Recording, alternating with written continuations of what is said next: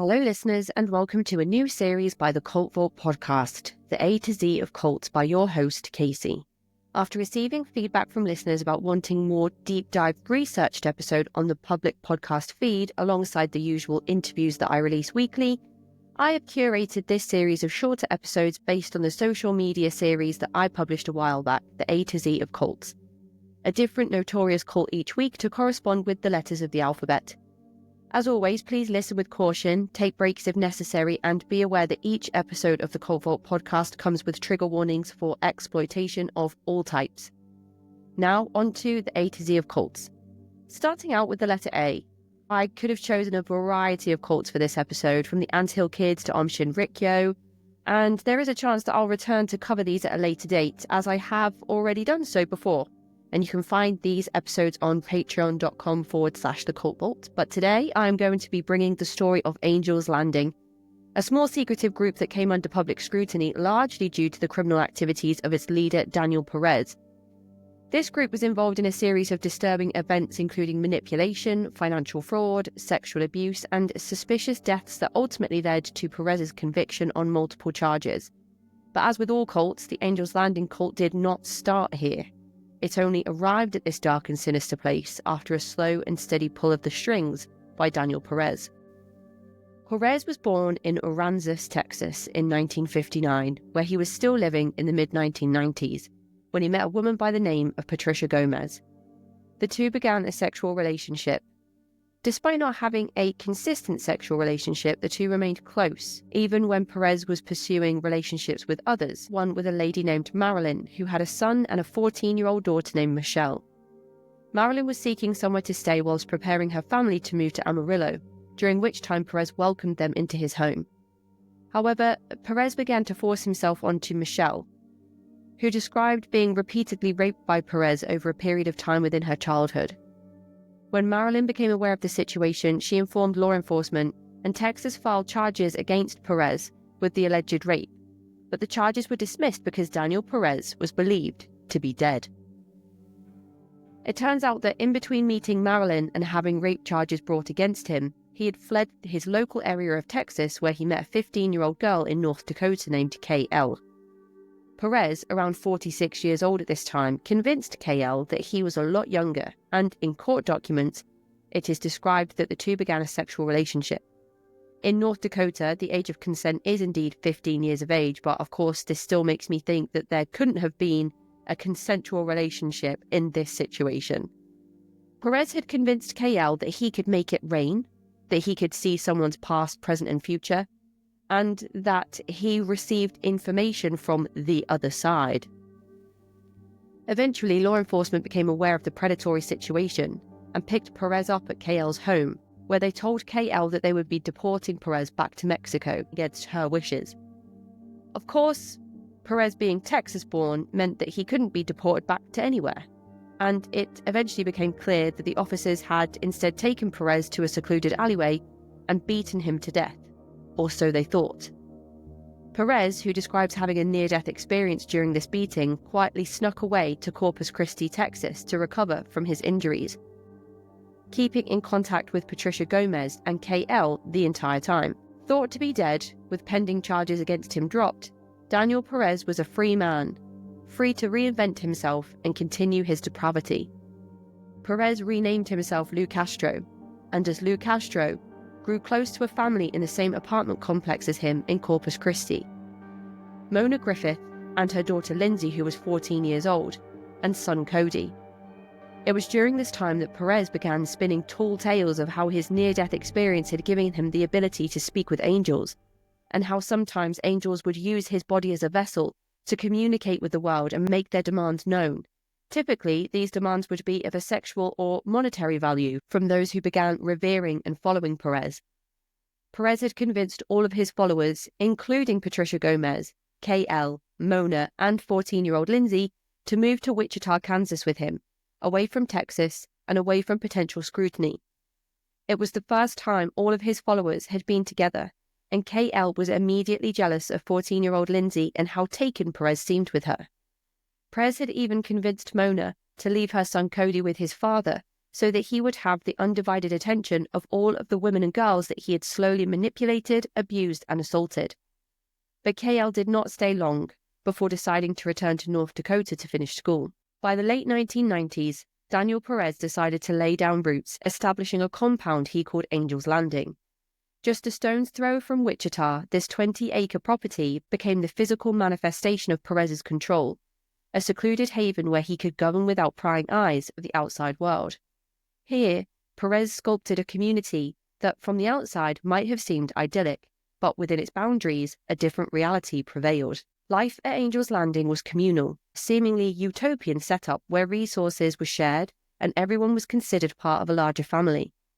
But the serene surface masked a rigid hierarchy enforced by Perez himself.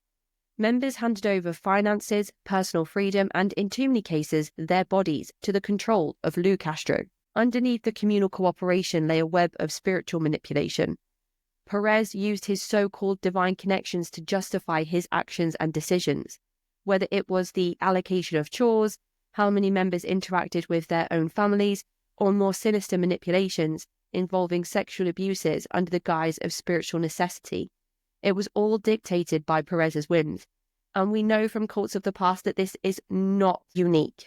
He claimed that his powers needed to be nourished by the energy of others, particularly young women and girls, a disturbing requirement that kept his followers bound to him through fear and the promise of spiritual salvation. This often included having 14-year-old Lindsay sleep in the same bed as him. As we peel back the layers of life at Angel's Landing, we see not just the cult of personality around Daniel Perez, but a carefully constructed trap that exploited the human desire for belonging and purpose. The financial underpinnings of Angel's Landing were as twisted as they were tragic, orchestrated a scheme involving life insurance policies that was as lucrative as it was deadly. He persuaded his followers to take out large life insurance policies, naming each other or even him as beneficiaries. Then, under suspicious circumstances, some of these insured members died, leading to substantial payouts, which Perez then controlled. Surviving members of Angel's Landing were seen driving around in expensive cars and living a lavish lifestyle, which caught the attention of nearby authorities. But this didn't stop suspicious activity from prevailing. Take, for instance, the death of Daniel Perez's earliest follower, Patricia Gomez, turned Hughes after she married. She was convinced by Perez to take out a life insurance policy with a hefty accidental death clause. Not long after, she tragically drowned in a pool at the compound under circumstances that many, including law enforcement, would later question. Perez's role in these events wasn't just a passive one. He was often intricately involved in staging these accidents, directly benefiting from the subsequent insurance claims, and even coaching 14-year-old Lindsay on what to tell the police in terms of witnessing the accidental drowning of Patricia Gomez turned Hughes. Perez's abuses weren't random acts of violence, but calculated moves designed to reinforce his dominance and satisfy his desires. By convincing his victims that his violent acts were part of a spiritual ritual, Perez manipulated reality to suit his narrative, ensuring silence and compliance. The ultimate expression of Perez's control came through the mysterious deaths at Angel's Landing. Each death not only removed an obstacle or secured financial gains through life insurance, but also instilled fear and submission among the remaining members. The deaths were varied, a supposed car accident here and a sudden illness there, all surrounded by circumstances that benefited Perez either financially or by tightening his grip on the group overall. Authorities would later find out that these were not isolated incidents, but part of a larger pattern of orchestrated events. The death of Patricia, notably one of the most prominent group members, particularly stood out. Officially ruled as an accidental drowning, suspicions arose when it was discovered that Perez had influenced her to increase her life insurance coverage just months before her death. The sinister web woven by Daniel Perez at Angel's Landing shows us the darkest side of human manipulation, financial deceit, psychological abuse, and even death. And financial deceit, psychological abuse, and even death were tools used by Perez to maintain his control over the group, a control that would eventually lead to his downfall. The complex and disturbing narrative of Angel's Landing could only go unchecked for so long. The lavish lifestyle and the unraveling of Daniel Perez's calculated facade began not with a dramatic event, but through quiet, persistent doubts that grew into formal investigations. It started with whispers and rumours of unnatural deaths and financial oddities that caught the attention of local authorities, particularly Detective Ron Goodwin, who instinctually knew that something was seriously wrong at the idyllic Angel's Landing compound. These suspicions were compounded by brave testimonies from insiders, those who had escaped the suffocating control of Perez. One turning point came when a former member, shaken by the death of a close friend within the community, decided to speak out. This act of courage prompted a thorough investigation, peeling back the layers of deceit that Perez had crafted over the years. As detectives delved deeper, the full scope of Perez's manipulation began to surface. They uncovered a trail of fraudulent life insurance applications, suspicious deaths that seemed a little too convenient, and stories of abuse that painted a harrowing picture of life under Perez's rule. By 2015, the stage was set for a trial that would captivate the community. Daniel Perez faced an array of charges, including first-degree murder, rape, and the manipulation of his followers through fraud and fear.